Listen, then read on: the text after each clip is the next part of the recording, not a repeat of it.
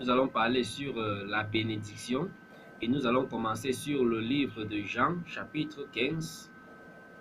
Jean, chapitre 15, à partir du verset 4. Demeurez en moi et je demeurerai en vous.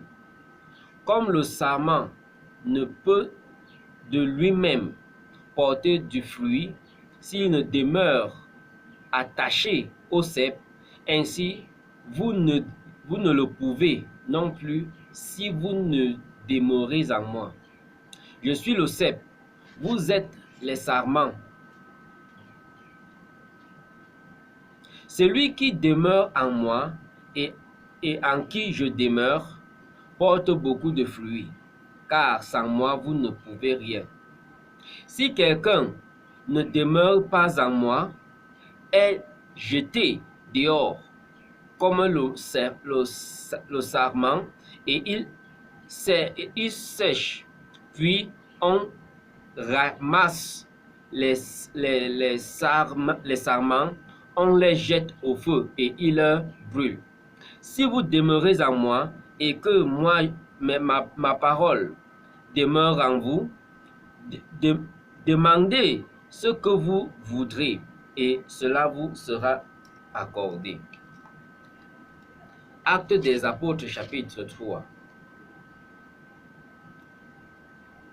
verset 25.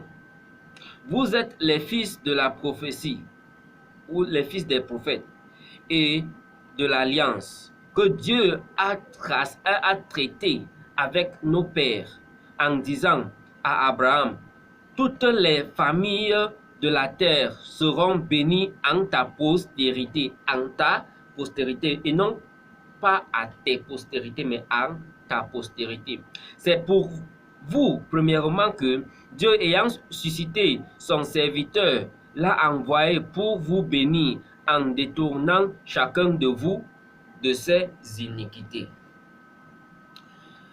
Mes chers frères et sœurs, voici ces passages que nous venons de lire sont deux passages très importants et ce sont des passages que leur compréhension nous est très capitale. Le Seigneur a commencé par d'abord en nous demandant de demeurer en lui. Mais avant de demeurer dans le Seigneur, comment est-ce que nous entrons au Seigneur? Comment est-ce que nous nous sommes retrouvés d'abord dans le Seigneur pour pouvoir demeurer en lui? Et Actes des Apôtres nous dit alors que en fait, dans l'Acte des Apôtres, l'apôtre Pierre était en train de prêcher. Il prêchait aux Israélites. Vous savez, plusieurs personnes ont l'habitude de dire que la parole de Dieu ou bien la Bible, c'est la parole des Blancs. Pourquoi? Parce que ce sont les Blancs qui sont venus avec. Les colons, en venant pour coloniser, ont tenu en main la Bible. Mais bien aimé, ce passage nous dit clairement que la parole de Dieu, ce n'est pas la parole des Blancs. Ici, c'était juste à la veille de l'enlèvement du Seigneur Jésus-Christ. Lorsque le Seigneur Jésus-Christ a été enlevé, les apôtres ont demeuré dans la chambre haute jusqu'à ce qu'ils aient reçu le Saint-Esprit. Et lorsqu'ils ont reçu le Saint-Esprit les a fortifiés. Et ils ont commencé à prêcher. Et l'apôtre Pierre ici, ça c'était son deuxième message. Le premier message, c'était juste après le Saint-Esprit soit descendu sur eux ou en eux. Et maintenant, il est en train de prêcher maintenant aux Israélites. Premier message, c'était à tous ceux qui étaient venus de part et d'autre pour la Pâque. Mais maintenant, il était en train de prêcher aux Israélites qui étaient dans le temple. Et étant en train de prêcher à ceux-là qui étaient dans le temple, il leur disait que c'est à vous, en fait, Jésus-Christ, que Dieu nous a promis le salut. Il nous a promis la liberté. Il nous a promis la séparation. Parce que quand Dieu a créé ce monde, tout le monde entier était... En fait, lorsque l'homme a chuté, le monde entier s'est trempé dans la malédiction. Tout le monde était sous malédiction. La terre, les animaux, tous sont tombés dans la malédiction. Pourquoi? Parce que nous nous sommes confiés au prince de la malédiction. Nous sommes confiés au diable. Nous avons désobéi à la parole. Nous nous sommes déraillés de la parole. Et ainsi, automatiquement, le monde entier était songé dans la malédiction. Et c'est pour ça que le Seigneur dit dans Genèse, chapitre 4, chapitre 3, pardon, que à cause de cela, la terre est maudite. Tout ce qui est sur terre est maudit. En d'autres termes, le Seigneur n'était pas en train de prophétiser ou bien en train de déclarer parce que vous m'avez désobéi, je maudis la terre. Il n'a pas dit je maudis la terre. Non, il n'a pas dit je maudis les animaux. Il n'a pas dit que je maudis quoi que ce soit, je vous maudis. Non. Il a tout simplement déclaré ce qui s'est réalisé en conséquence de ce que nous avons fait. Donc, ce n'est pas le Seigneur qui a maudit le monde entier. Le monde a été maudit. Donc, la malédiction du monde, c'est l'effet de notre séparation, de notre chute. Alléluia. Donc, étant donné que le monde a été maudit, il fallait alors une bénédiction. Parce que lorsque nous parlons de malédiction, c'est le contraire de la bénédiction.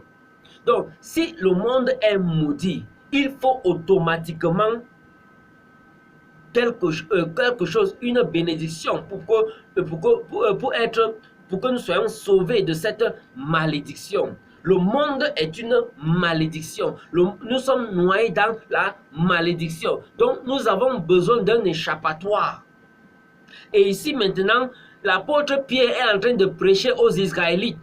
Pourquoi aux Israélites? Parce que les Israélites étaient ces gens au travers lesquels le Seigneur a suscité les prophètes pour leur parler de l'avènement de celui-là qui devait être leur sauveur. Il n'a pas parlé des ancêtres. Il n'a pas enseigné concernant les différents types, les bouddhistes et autres. Non, il a parlé d'une bénédiction qui devait venir. Donc, en d'autres termes, étant hors du Christ, nous sommes maudits. Donc, tout le monde entier était dans la malédiction. Donc, le Seigneur, tous les prophètes prophétisaient concernant la bénédiction qui devait venir. Donc, l'apôtre Pierre ici est en train de prêcher concernant cette bénédiction. Cette bénédiction. Et qu'est-ce qu'il dit alors? Lisons un peu plus haut avant de descendre à ce dernier verset. 22. Moïse a dit, le Seigneur votre Dieu vous suscitera. Ça c'est le verset 22 du chapitre 3 du livre d'Actes des Apôtres. Moïse a dit, le Seigneur votre Dieu vous suscitera d'entre vos frères un prophète comme moi. Vous l'écouterez dans tout ce qu'il vous dira. Et quiconque n'écoutera pas ce prophète sera exterminé du milieu du peuple. Pourquoi sera-t-il exterminé? Parce que tout le monde entier sera exterminé. Le monde entier, un jour vient où le Seigneur, en fait, que personne ne sera sur terre. Et tout ce qui est sur cette terre n'aura plus de place. Tout sera détruit. Ça sera exterminé. Selon ce qui est écrit dans le livre d'Apocalypse. Donc ici, le Seigneur nous dit que tout ce qui n'écoutera pas la parole de ce prophète qui arrive, et nous allons voir de quel prophète est-ce que Moïse était en train de parler.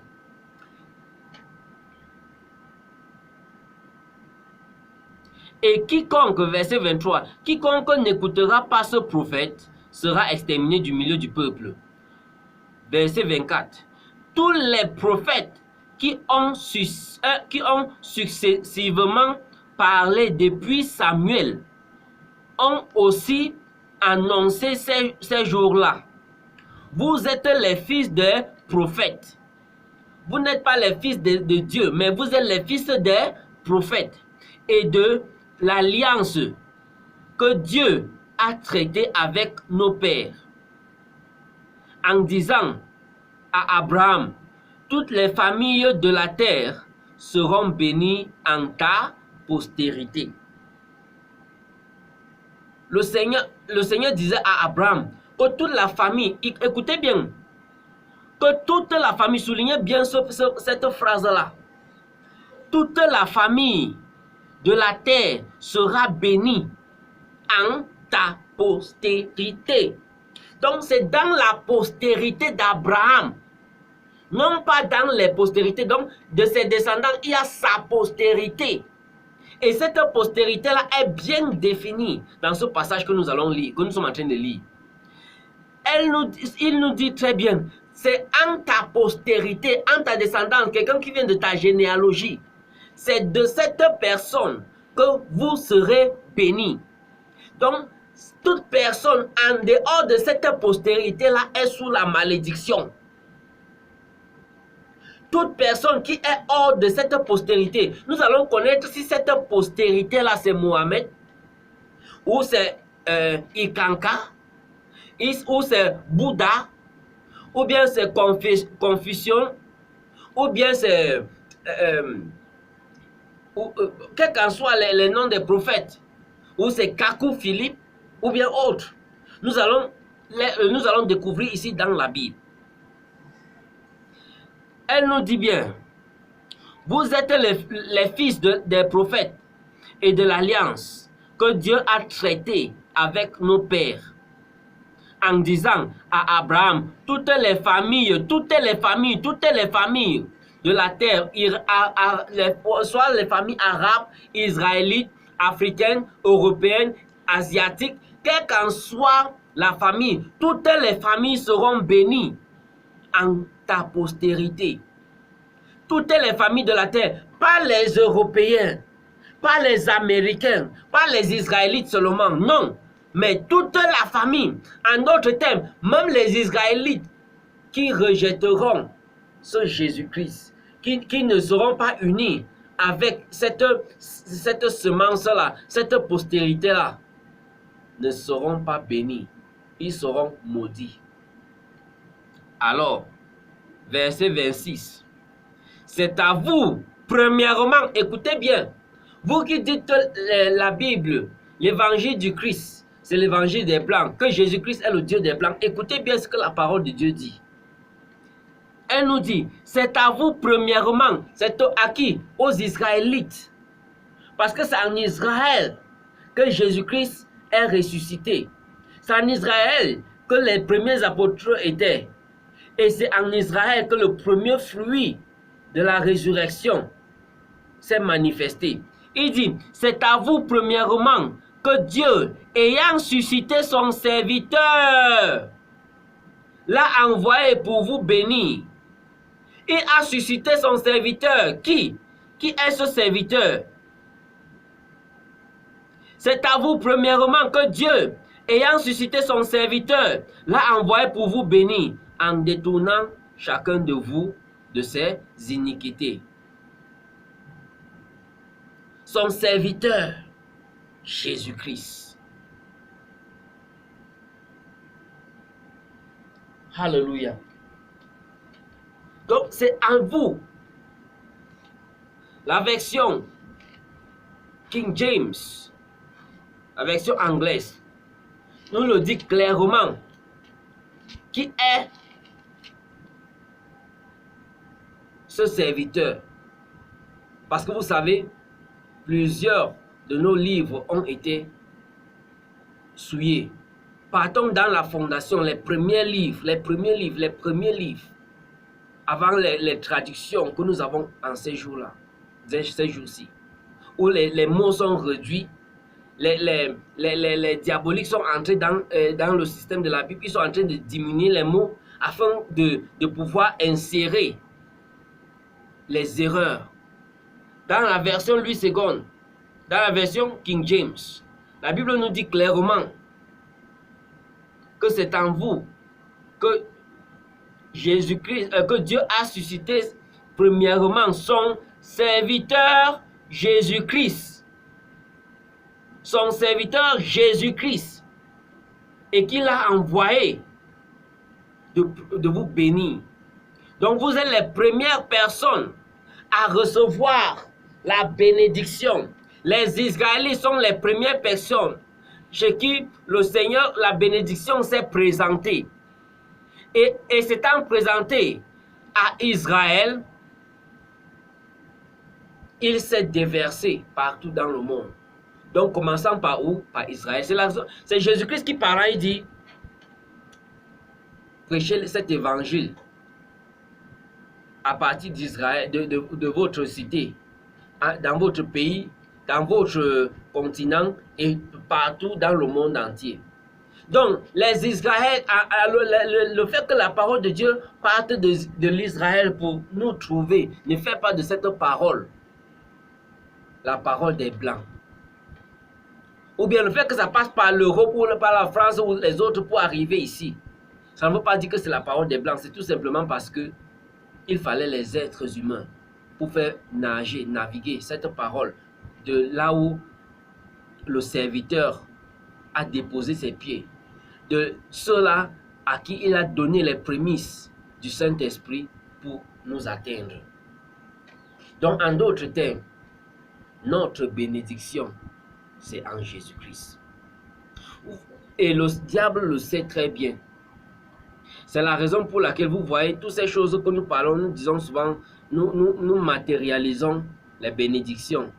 Non, ça peut être là un blasphème contre le Saint-Esprit.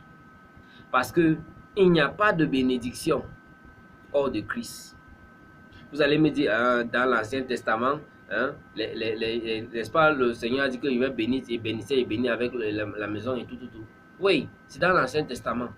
Dans l'Ancien Testament, le Seigneur ne traitait pas avec un peuple qu'il a racheté. Il ne traitait pas avec un peuple qui est en lui. Dans l'Ancien Testament, il traitait avec un peuple emprunté. Excusez-moi. Les Israélites étaient un peuple emprunté. Ce n'était pas son peuple en tant que tel. C'était un peuple emprunté. Donc, c'est la raison pour laquelle il y avait une alliance. Ce n'était pas ses enfants. Il y avait une alliance. Et tu ne peux pas avoir d'alliance. Quand on parle de l'Ancien Testament, tu ne peux pas avoir l'alliance avec ton enfant. Tu n'as pas besoin d'une alliance pour faire de quelqu'un ton enfant. Sauf si c'est peut-être un enfant adoptif. Tu peux signer des papiers. Les papiers qui font de cet enfant sont ton enfant. Mais lorsque tu accouches un enfant, cet enfant est ton enfant. Avec ou sans papier. Même si nous faisons maintenant le papier que tel est mon enfant, c'est juste c'est une preuve. Ce n'est pas que c'est ça, ce n'est pas ce papier qui fait de cet enfant mon enfant, mais ce papier est juste une expression de la réalité. Donc, l'Ancien Testament, ce n'était pas avec les justes, ce n'était pas ceux qui étaient justifiés en Christ, non. C'était les étrangers, ils étaient encore tous éloignés. C'est la raison pour laquelle la Bible dit dans 1 Timothée, que 1 Timothée chapitre 1 verset 9, que la loi n'est pas faite pour les justes. Et quand on parle de justes, c'est-à-dire ceux qui sont en Christ, ceux qui sont bénis, ceux qui sont unis avec la bénédiction divine. Et Christ, Jésus-Christ est cette bénédiction de Dieu, en qui, lorsque nous nous unissions, nous sommes bénis. Donc, parlant allons un peu dans 1 Timothée, chapitre 1, verset 9.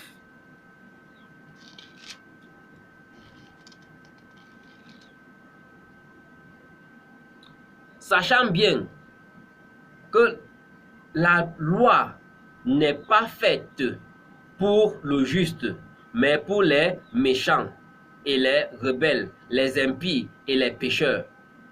Vous voyez? Donc, lorsqu'il y a déjà une loi qui régit quelque chose, ça montre qu'il y a péché.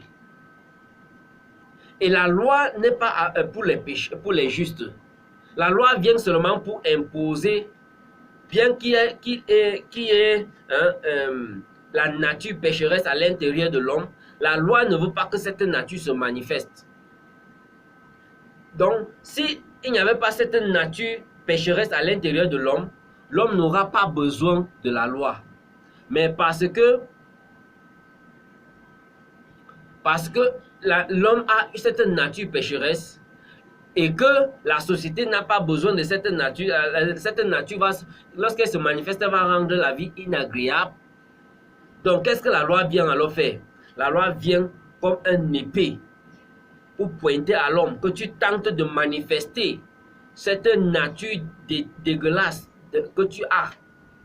si tu tentes de manifester cette nature, tu seras puni de la sorte. Donc la loi est alors là pour empêcher à ce que l'impureté qui est à l'intérieur ne se manifeste à l'extérieur. Mais étant en Christ, nous ne sommes pas sous une loi, nous ne sommes pas sous une alliance, nous sommes nés de Dieu. Alléluia. Donc, Christ est cette bénédiction. Dans l'Ancien Testament, leur bénédiction était matérielle. Pourquoi? Parce qu'ils n'appartenaient pas à Dieu. Et c'était juste une bénédiction entre guillemets. Parce que ce qui faisait leur joie, c'est le matériel. La prospérité de leurs champs, la fécondité de leurs animaux, la fécondité de leurs épouses et autres. Mais la vraie bénédiction, c'est cette bénédiction dans laquelle le péché ne nous retrouve plus. La vraie bénédiction, c'est cette bénédiction dans laquelle il n'y a plus de péché. Donc, étant nés de Dieu, lorsque nous disons que nous sommes nés de Dieu, bien-aimés, c'est pour dire que nous sommes nés à l'intérieur de Christ, parce que Jésus-Christ est le Fils unique de Dieu. Et grâce à ce Jésus, c'est au travers de Jésus-Christ que nous devenons enfants de Dieu. Le fait que je sois enfant de Dieu, c'est à cause de Jésus-Christ en qui je me suis noyé. Donc, si 10 000 personnes se noient en Jésus-Christ, ces 10 000 personnes sont les enfants de Dieu. Quand le Père les voit, il voit l'image de son Fils. Donc là, c'est notre bénédiction. Le péché n'a plus de pouvoir sur nous. Nous sommes partis de la mort à la vie. C'est ça la bénédiction. Ces choses que j'entends souvent dire, le Seigneur m'a béni avec la voiture, m'a béni avec le vélo, m'a béni avec la maison, m'a béni avec l'argent, m'a béni avec ci, m'a béni avec ça. Ça, c'est une preuve tangible que nous ne connaissons pas ce que c'est que la bénédiction. Et si le matériel est encore une bénédiction pour nous, mes chers frères et sœurs, c'est un danger qui prouve que nous sommes encore des pécheurs. Parce que la bénédiction n'était que pour ceux-là qui vivaient encore dans leur péché, dans ces vases empruntés, ces vases qui n'appartenaient pas à Dieu, ces vases qui n'étaient que les vases empruntés. C'est en Jésus-Christ que nous avons été rachetés. Et nous demeurons en lui. La Bible dit qu'il a vécu sur terre. Malgré tous les péchés, malgré toutes les tentations, il a vécu sans péché. Et alors, c'est la raison pour laquelle Dieu dit, voici mon Fils unique, en qui j'ai mis toute mon affection. Donc, l'affection de Dieu, c'est en Jésus-Christ. Donc, notre bénédiction, c'est notre baptême dans l'affection de Dieu. Notre bénédiction, c'est notre union dans Jésus-Christ, qui est notre bénédiction. Alléluia. Quelle gloire. Et quelqu'un va alors me dire, qu'en est-il alors de ce que le Seigneur nous donne? Donc quand il me donne la voiture ou bien autre chose, est-ce que je ne suis pas béni? Qu'est-ce que c'est d'abord la bénédiction? La bénédiction ici, lorsque nous regardons la Bible, la bénédiction c'est quoi? L'héritage. L'héritage. Que je te pose cette question. À qui appartiens-tu?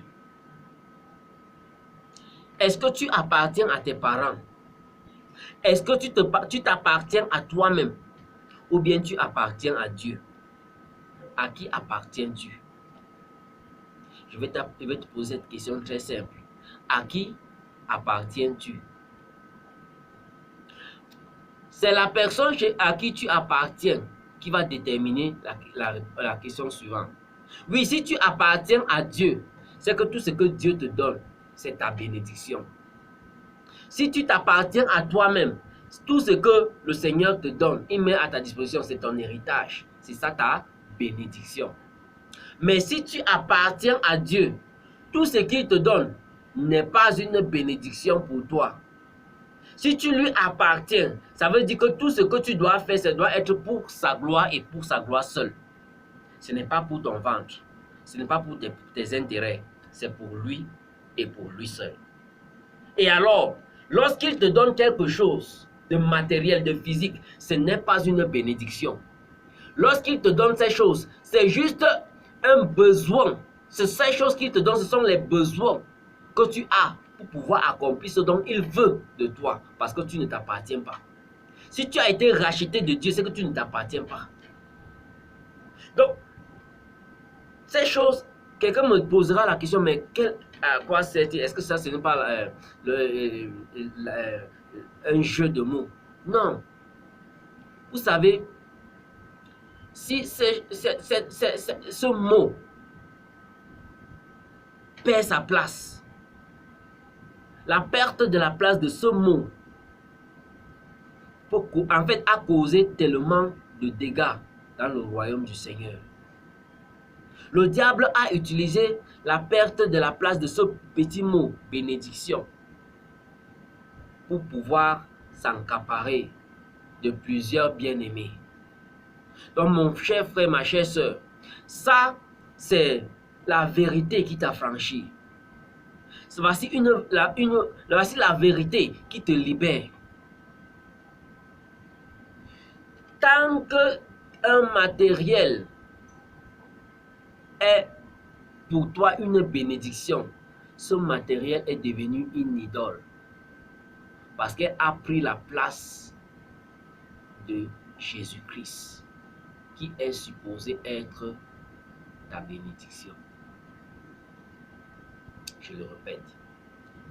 Tout ce qui se présente dans ton cœur, devant toi, comme ta bénédiction, tout ce que tu acceptes comme ta bénédiction, est une manifestation du fait que tu es un idolâtre.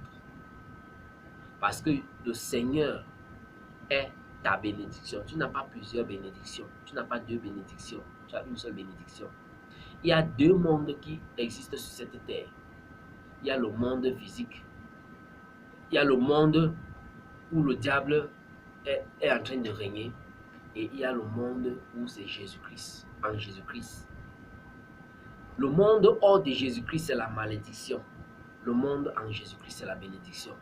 Le monde, c'est la malédiction. Jésus-Christ, c'est la bénédiction. Dans le monde, tu es maudit. En Jésus-Christ, tu es béni. Raison pour laquelle le Seigneur met beaucoup d'emphase sur le monde. N'aimez point le monde, ni les choses de ce monde. Parce que quiconque aime le monde, l'amour du Père n'est point en lui. 1 Jean, chapitre 2. Est-ce que vous vous êtes déjà posé la question de savoir pourquoi cela? Dans le livre de Jacques dit insensé. Ne savez-vous pas que l'amitié avec le monde, c'est l'ennemité contre Dieu? Le monde, c'est la malédiction. Le monde, lorsque Dieu regarde le monde, il regarde le péché. Lorsqu'il regarde le monde, il regarde la chute. Lorsqu'il regarde le monde, il voit la rébellion.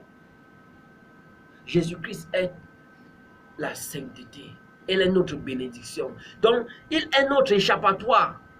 Si nous voulons être des hommes bénis, notre bénédiction, c'est Jésus-Christ. Je ne dis pas que notre bénédiction est en Jésus-Christ. Notre bénédiction, je le dis très bien, notre bénédiction, c'est Jésus-Christ. Jésus-Christ est cette porte et cette entrée et cette maison où, lorsque nous demeurons, nous sommes bénis. Et hors de Jésus-Christ, c'est le serpent. Hors de Jésus-Christ, c'est la malédiction. Hors de Jésus-Christ, c'est le diable. Lorsque la Bible dit, lorsque la barrière ou bien la protection est brisée, le serpent va maudire. Qu'est-ce que cela veut dire?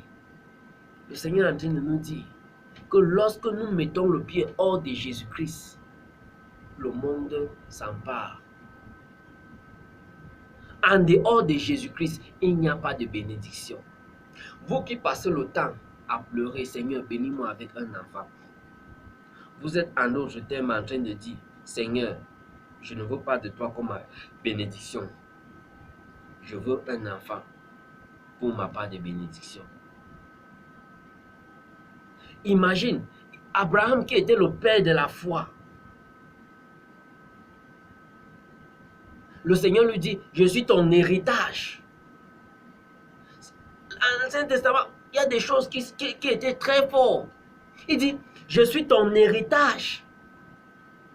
Aux Lévites, il dit, je suis leur héritage, je suis votre héritage.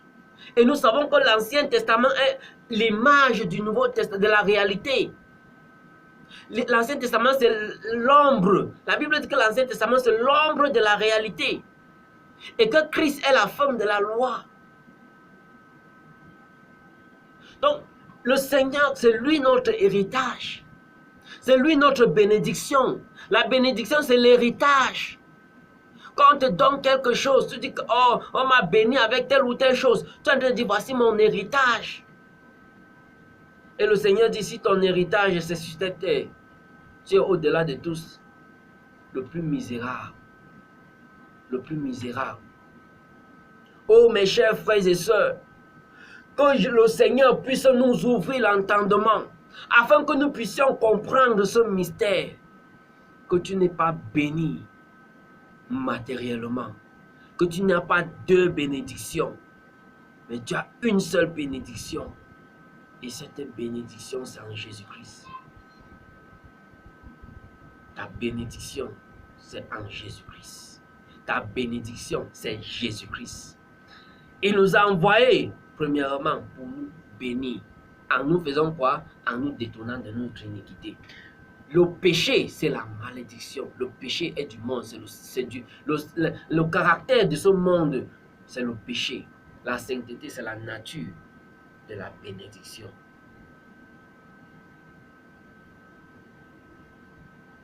Nous voyons un peu l'histoire d'Agar entre Ishmaël et Isaac. La Bible dit que aux enfants à Ishmaël, il a donné les dons. Aux enfants des concubines, Abraham a donné les dons. Mais à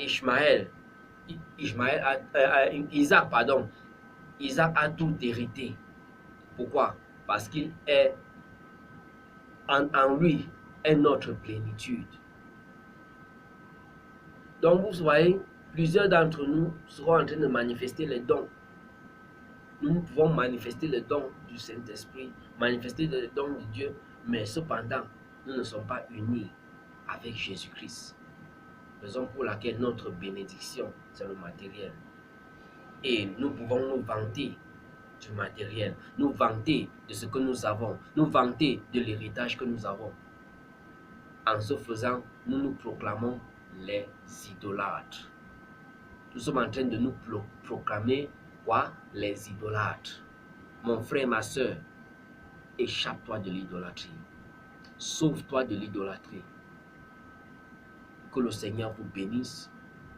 Nous allons nous arrêter là pour aujourd'hui.